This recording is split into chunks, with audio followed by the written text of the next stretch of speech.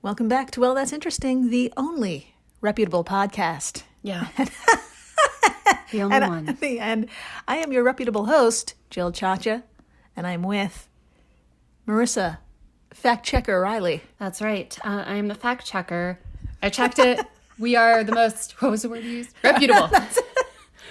Reputable. That's us. That's us. So reputable. Welcome back, everyone. We are now at In-Betweeni 020. Fuck yeah. Almost, this episode series is almost old enough to drink, even Yes. though it already sounds like we've been drinking. Yes. We haven't. We haven't. Not today. It's been a few hours. It's been a few hours since our last drink.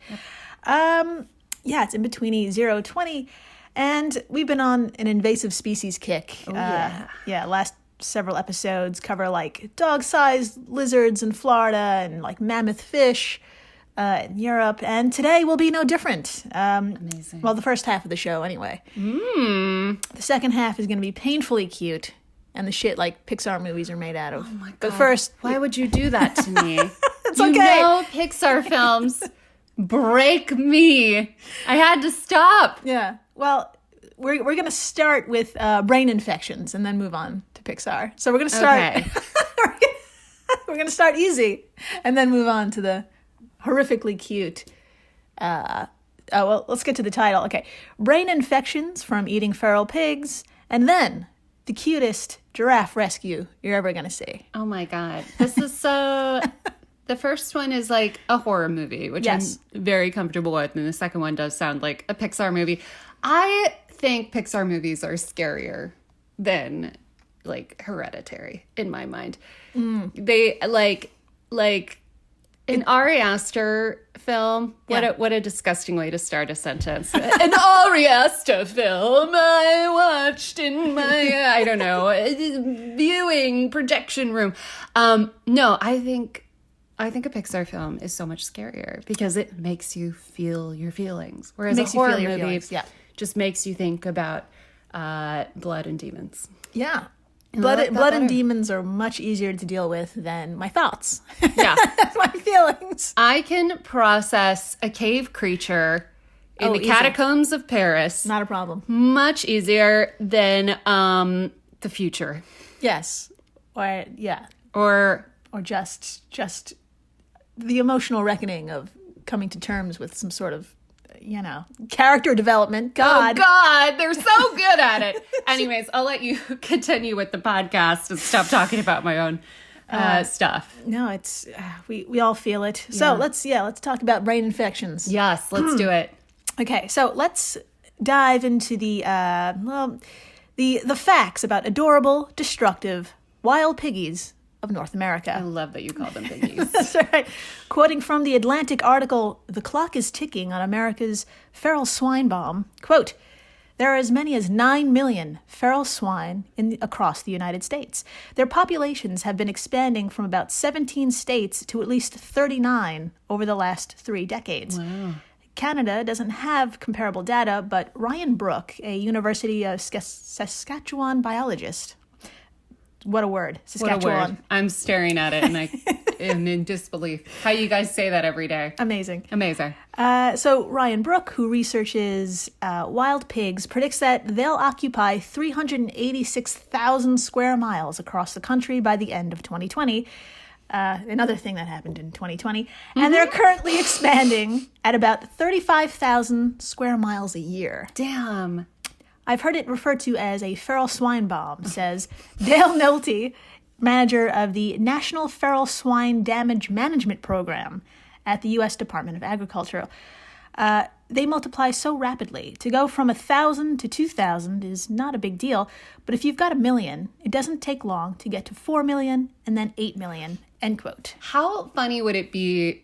First of all, this is amazing. I've never heard of it. It's incredible. But how interesting would it be that we were so focused on politics, COVID, that we didn't even notice our streets are full of pigs. Like So many pigs. And they're just, it's like, they're multiplying so fast that like waves of them are like coming in through the windows and the pipes. And And I'm okay with that. I'm fine with it. Pigs are adorable. I'm going to show you a photo of them, and they're pretty They're just the cutest little killers you're ever going to see. They also eat garbage. That's so great. Yeah. They should come to New York. Yeah, they'd be best buddies with the raccoons and the squirrels. Oh, yeah, and they'd eat all this crap in the street. What a street gang. Yeah. Oh, I'd join that street gang in a minute. I would too. Swine gang. So, Let's do it. So yes, these pigs are so successful that there's an actual program trying to manage their numbers. Oh, man. Yeah.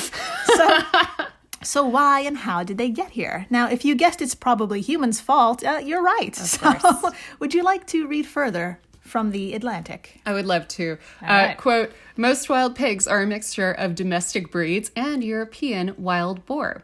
The problem with the hybrids is you get all of the massive benefits of all of that genetics. Brooke, the University of Saskatchewan, I tried really hard, biologist says, it creates what we'd call super pigs. Domestic pigs have been bred to be fertile year-round and have big litters, now averaging more than 10 inches each, and also grow large. And also to grow large. 10 in each. Oh, 10 in each. 10 babies in each litter, yeah. Oh, I really butchered that one. But 10? You got it. They have 10 babies. 10 babies? That's too many babies. So many, yeah. Continue. Oh, yes. Okay. All right. Boars, meanwhile, have heavy fur and other attributes that help them brave the winter months. Wild or domestic, the species is highly intelligent with a keen sense of smell. So, yeah. These are fucking super pigs. Super pigs. And tons of them. Yeah. They pop out 10 at a time, and they've got, like, the best clothing at the same time. Fuck yeah. Yeah. Yeah. So the combo of fertility and ruggedness makes for a sexy, witty, burly creature that sounds like a hipster on paper, but is nature's little hooved eating machine in reality.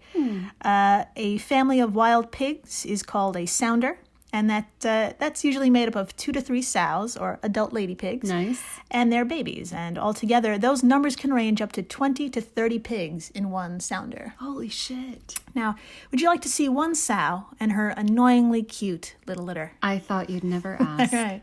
Thank you. Oh my God. I'm going to describe this even though you didn't ask me to. So we've got a big mama pig. She's like blackish gray. She's very like a cool, like older woman I want to be someday. She's very strong. Looks like she's got some muscles. And then these little baby pigs. Yeah. There's 4 of them. They look like they're the size of French bulldogs. I want one right now. They've got these gorgeous little stripes, and all of them are eating mud. And I'm just so obsessed with this. They're really adorable. Yeah. So 9 million of those can really do some extensive damage. They love our grain, peanut, soybean, cotton, and vegetable crops.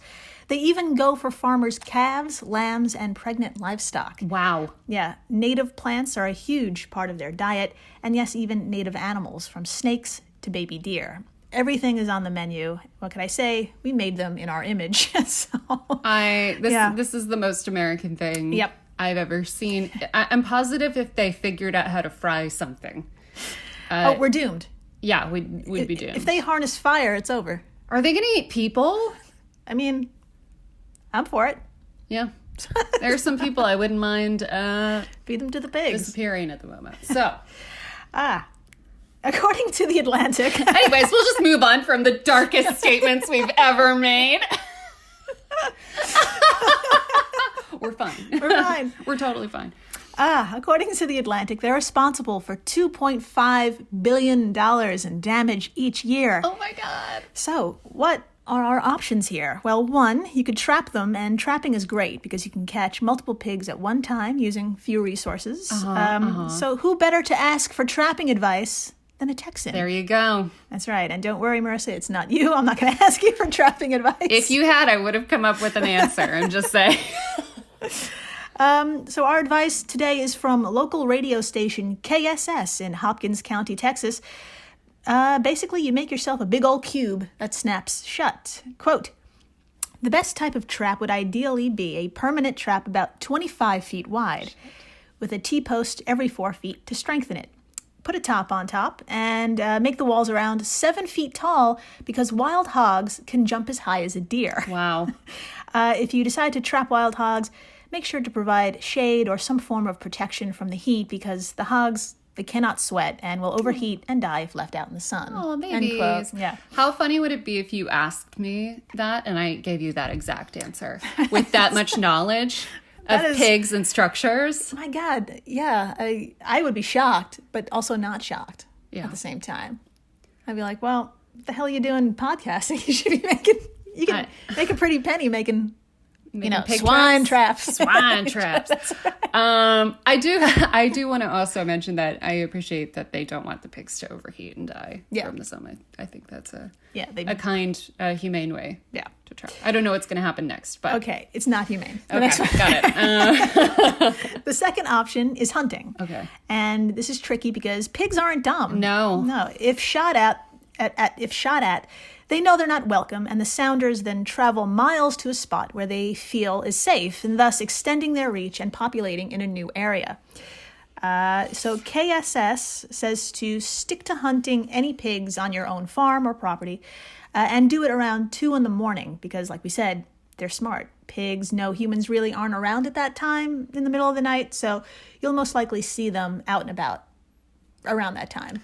I mean, call me a softie. I would rather take the time to build this giant ass trap. Oh, yeah. Than hurt one of these sweet little pigs.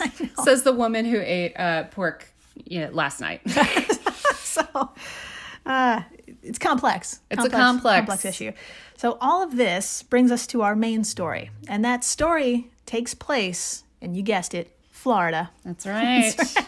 Why am I not surprised? Wouldn't be a complete in-betweenie if we didn't bring up Florida at least once. Quote, a man's habit of hunting feral pigs exposed him to a rare brain infection, doctors in Florida say.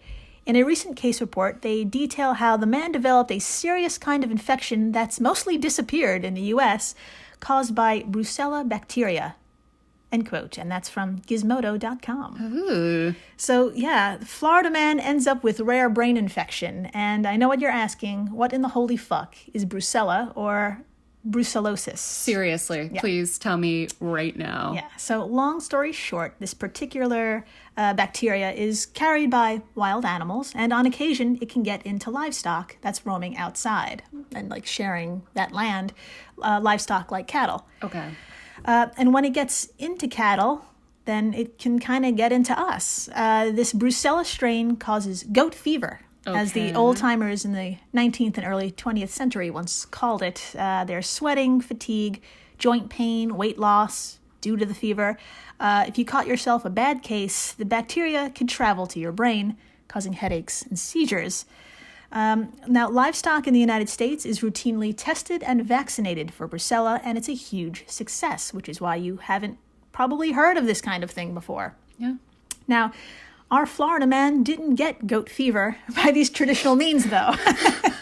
There was no middleman or middle cow to transmit the disease. It went straight from wild animal to human brain. Oh, my God. Yeah. Those symptoms of sweating, fever, joint pain, I guess you could kind of describe them as like flu-like or less serious, you know? Or a Tuesday. Yeah, or a Tuesday.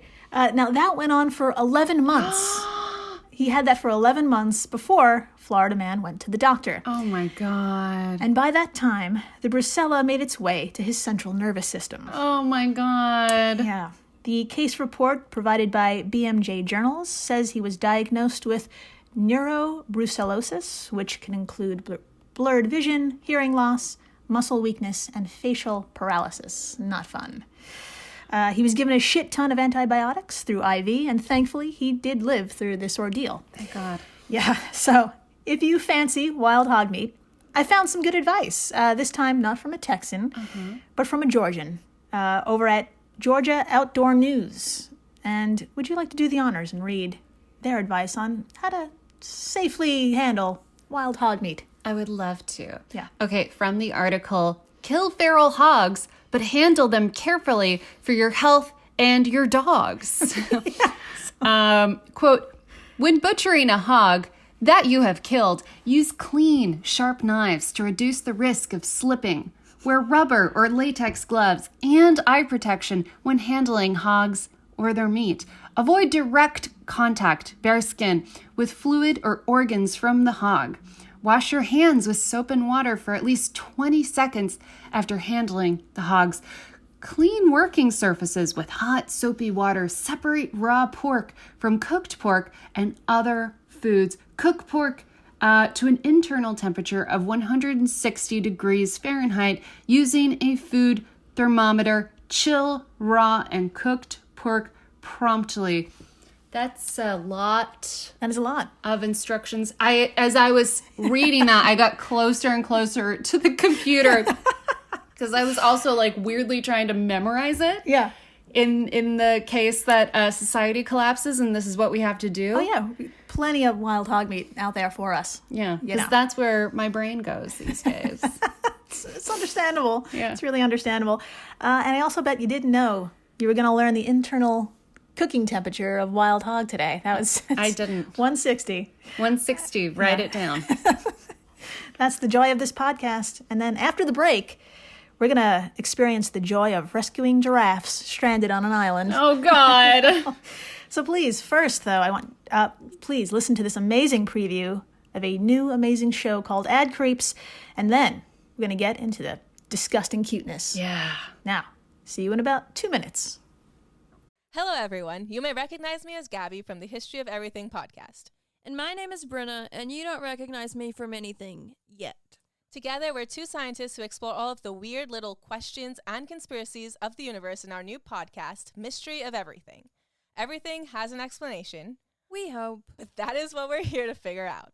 We will dive into the science behind many popular conspiracy theories, such as vaccines causing autism, flat Earth theory, and was the moon landing fake? And if so, why the heck would anyone even do that?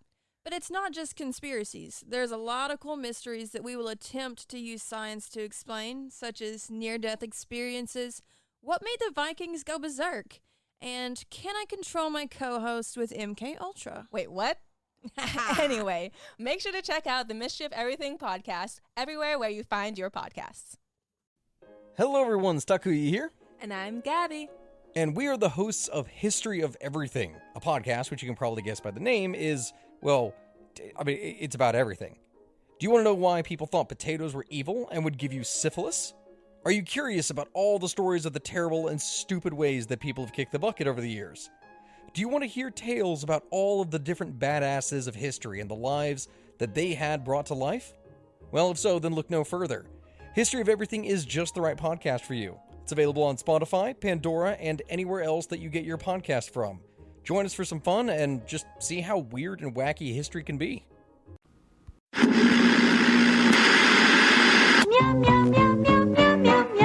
Wouldn't you like to be a pepper, to be a pepper? Plop, plop, fizz, fizz. Oh, what a relief it is. Are you looking for a podcast that will feed you a fine diet of cereal mascots, product jingles, and incessant advertising campaigns? You remember that little boy? Zoom, zoom. Did he have a secret? And that secret? Zoom, zoom. What was he trying? Was he trying to warn us? Zoom, zoom. Are you also looking for a podcast that is super gay and incredibly horned up? Then the Burger King's so thankful that he sucks off the Duke of Doubt. And then he turns into the Duke of Dick. Ad Creeps is a brand new podcast that dissects and corrects the TV advertisements that raised us, phased us, and amazed us. Each week, one of the hosts will surprise the other with the amazing hidden history of a notorious advertising campaign. It took 10 years to reveal that he was really America's ambassador of fun. What could that possibly mean? Are you ready? Oh my god. To party, Al. I'm ready to party? Are you ready to party? We like to party. Not only will they tell you buck-wild stories about the commercials you know and love, the hosts will also breathe new life into old ads. We're downtown in a city. A young kid has a McFlurry in hand. He takes a bite, looks at it, and whips it at a cop. Ba-ba-ba-ba-ba. I'm doing my best. Ad Creeps is a show where two queer, trans, and non-binary best friends shoot the shit for half an hour each week, chatting about childhood, nostalgia, and their weird relationship with themselves, each other, and gender. I'm not a girl, I'm not a boy, I'm cartoon fruit. Oh, I'm absolutely cartoon fruit. That's the Ad Creeps podcast. Subscribe now on Apple Podcasts, Spotify, Stitcher, or your podcast app of choice.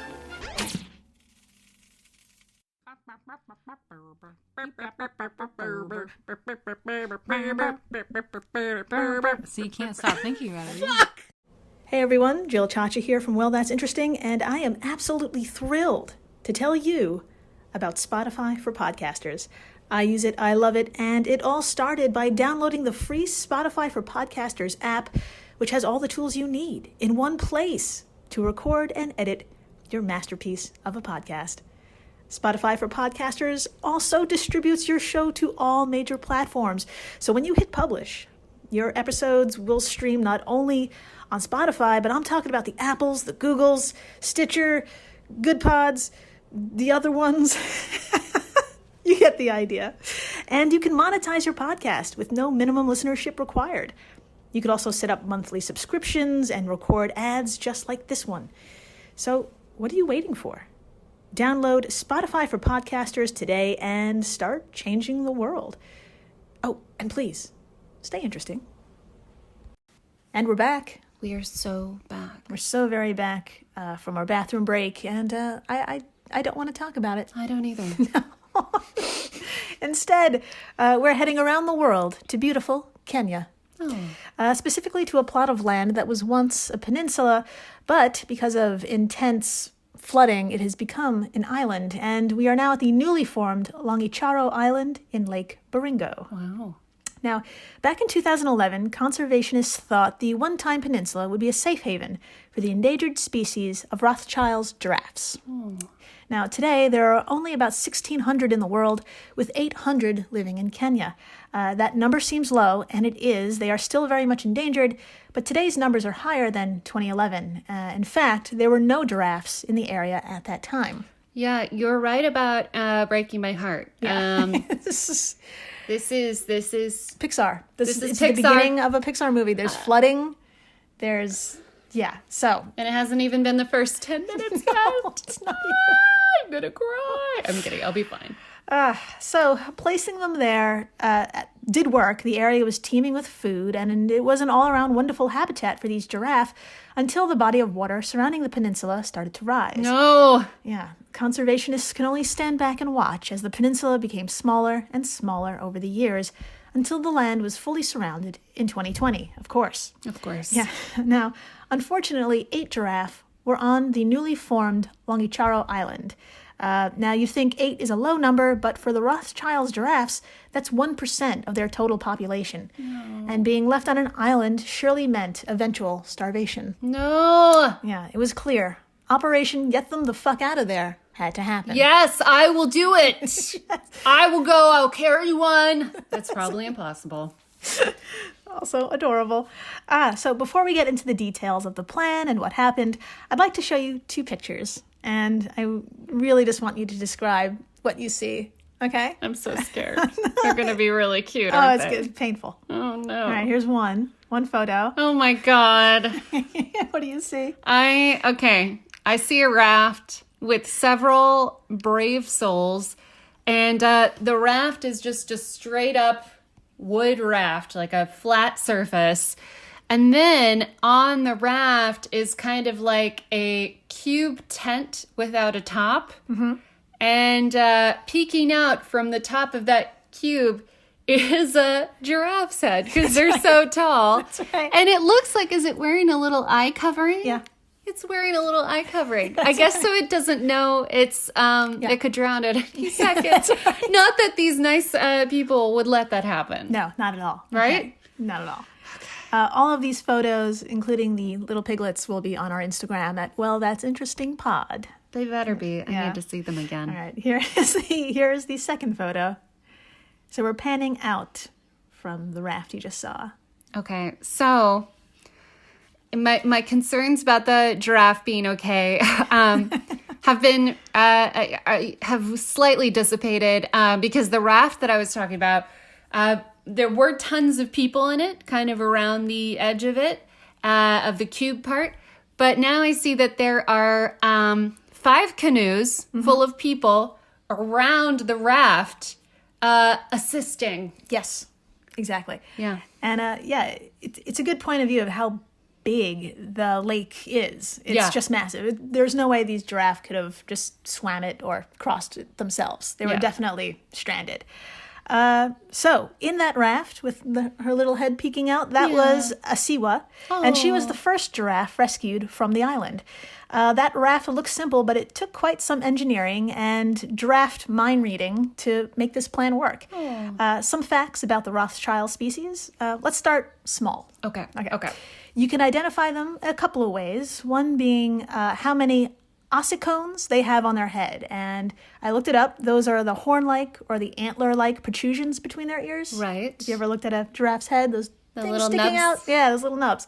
So, quoting Wikipedia, quote, "This is the only giraffe phenotype to be born with 5 ossicones." What? Yeah.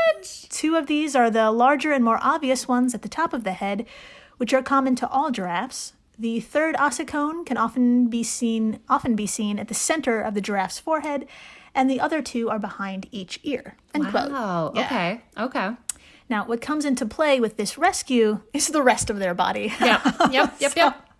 Quote, "They are also taller than many other populations, measuring up to 19.3 feet. Oh my God. Tall, yeah. And they could weigh up to 2,500 pounds. End That's quote. So big. That's so big. It's 20 feet tall. Oh my God.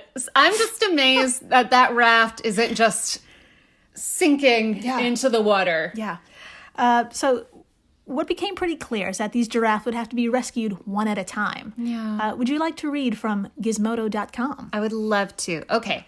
Quote, "To accomplish that, the Kenya Wildlife Service, the Northern Rangelands Trust, and the nonprofit organization Save Giraffes Now teamed up with local residents to ferry the giraffes to safety." Another quote, "We were prepared for months for this move, or we prepared for months for this move, doing our best to eliminate any risks for the giraffe," David O'Connor, president of Save the Giraffe, said in an email. Oh, my heart is breaking. It's incredible. Oh, man. In an interview with the BBC, he described the raft in detail. Several metal drums were welded together for buoyancy, and a flat surface was placed on top of that.